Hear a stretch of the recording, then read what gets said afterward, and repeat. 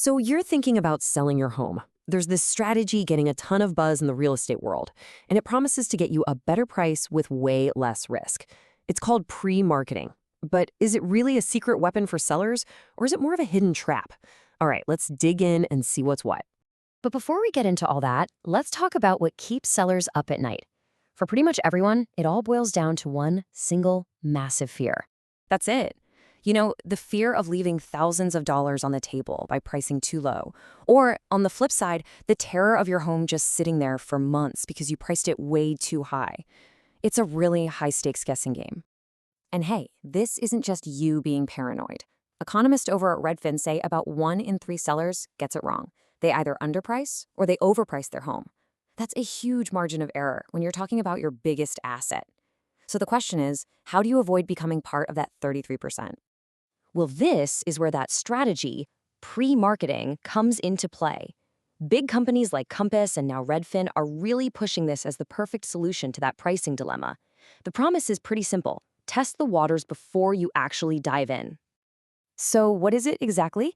Well, pre-marketing, you might also hear it called an off-market or coming soon listing, is basically a movie trailer for your house. Your agent shows it to a select group of buyers or advertises it on certain sites before it ever hits the main public market, the MLS.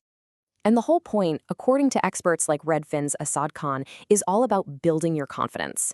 You get real-time feedback from actual buyers on your price, which helps you figure out what your home is really worth before you go live in front of the whole world. And on paper, the benefits, they sound incredible. You get to test your price, right? So you're way less likely to have to do one of those embarrassing price drops later on. A correctly priced home sells faster, which means fewer stressful days on the market. Compass even claims it leads to faster offers and higher sale prices. I mean, what's not to love? It sounds like a total win-win. And we're not just talking about individual sellers here. The impact could be huge for the whole market. Redfin figures if this strategy becomes the norm, it could boost the number of homes for sale by 6, maybe even 12% every year. Now, in a housing market that is starving for inventory, that is a massive, massive deal for everyone. But you knew there was a but coming, right? Is it really that simple? Turns out, some studies suggest that by keeping your home off the main market, you might actually be shooting yourself in the foot. Let's take a look at the other side of this coin. This is where it gets confusing. You've got these huge brokerages promising you the moon, and then you have other serious studies warning you could lose big time. So the big question is, who's got the data to back it all up?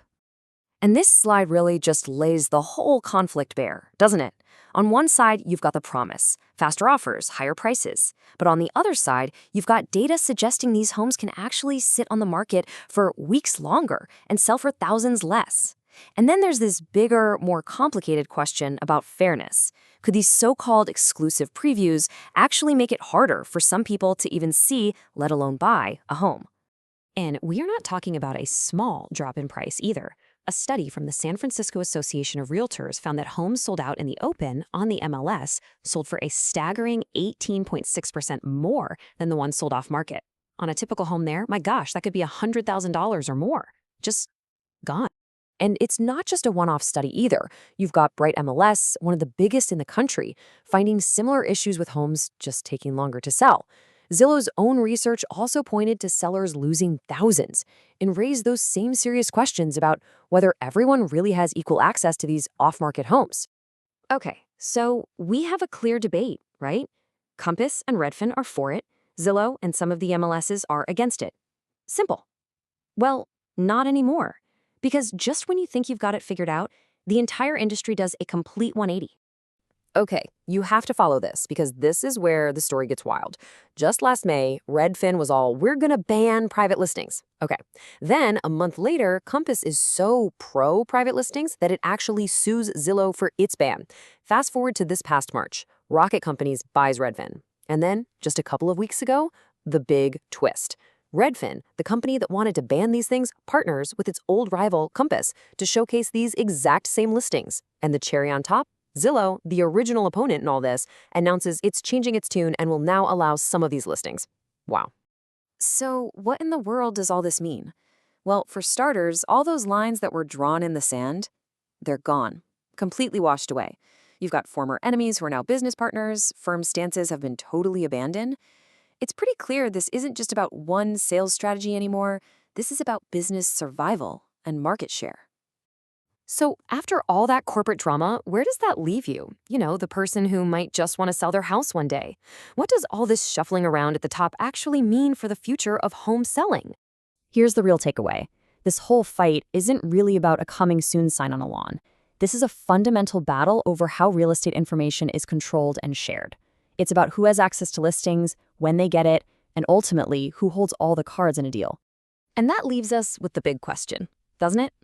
As all this tech and strategy keeps evolving, as these companies team up and blur the lines between on-market and off-market, is the process of selling your home going to get more transparent and straightforward for the rest of us?